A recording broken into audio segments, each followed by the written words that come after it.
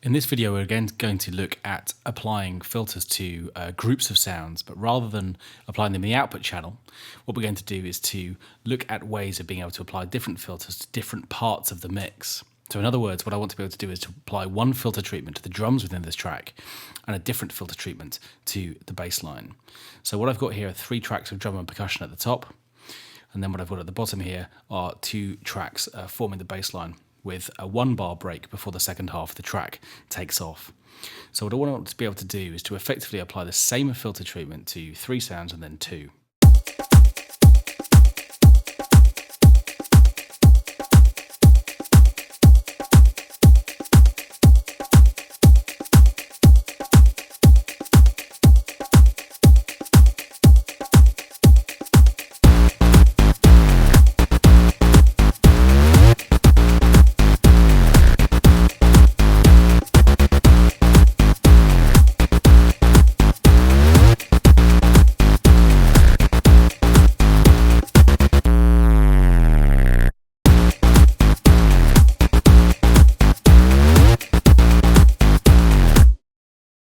So again, what I want to do is to sort of bring in a sense of drama by applying a filter treatment at this stage, and then a separate filter treatment to the bass line before, when the whole sort of track drops at bar 19, both sounds are heard sort of in their entirety.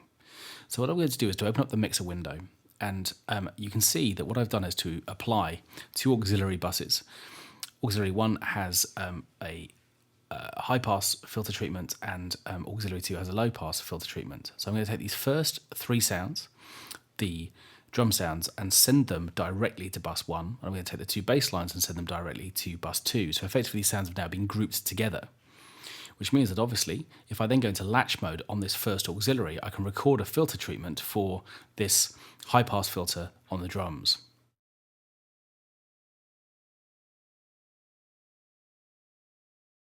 So again, let's just make some cutoff frequency adjustments in real time.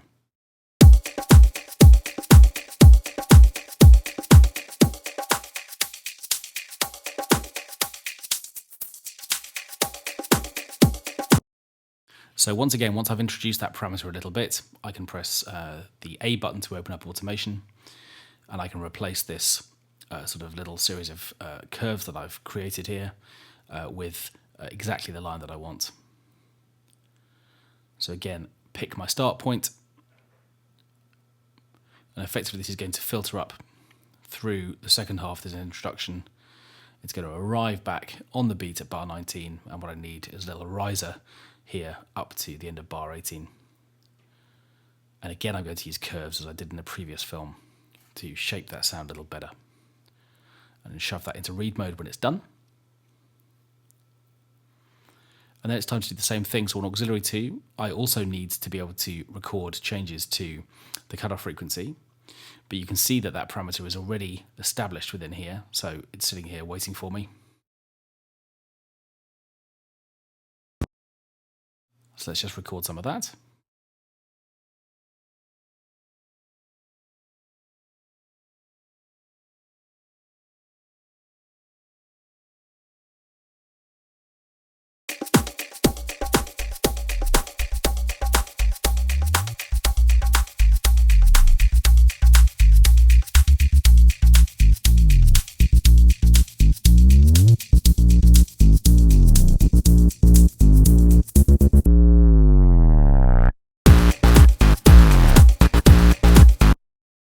And this time, I actually quite like the shape that I've drawn there. It starts sort of really nice and subby at the very beginning, and it slowly creeps in, and then suddenly the sound really opens up as we get into the beginning of bar 19. So you can see those 2 shapes here.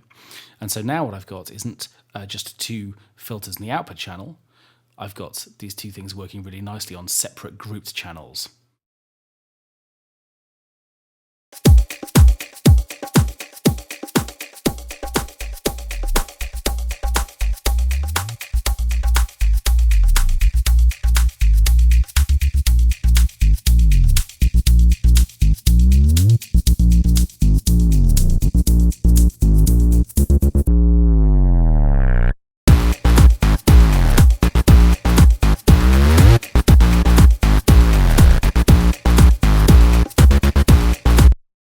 So whereas before I was effectively creating a bandpass filter effect, this time we're doing the opposite. We're doing a band reduce. We've got high frequencies at the top and sub frequencies at the bottom and nothing in the middle.